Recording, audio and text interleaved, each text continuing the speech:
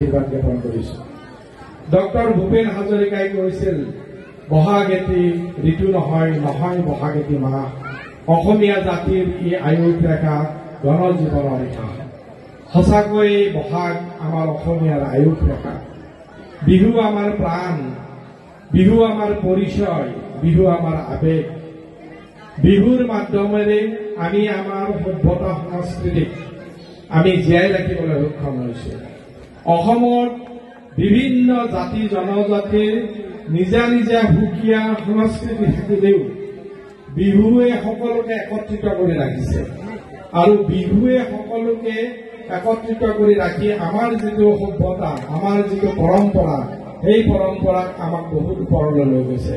আমি যে এই গামোচাখন আজি আমাক সন্মান সহকাৰে আজি আপোনালোকৰ কমিটিয়ে আমাক সকলোকে এখন গামোচা দিছে আৰু তোমালোকক যে বিহুৰ দিনা মা দেউতাই এখন গামোচা দিয়ে, বিহুৱান দিয়ে, দিয়ে নে নিদিয়ে? তোমালোকক বিহুৱান দিছে নে দিয়া নাই? দিছে। এই বিহুখন হল আমাৰ, এই গামোচাখন হল আমাৰ প্ৰাণ, আমাৰ পৰিচয়। আৰু এই গামোচা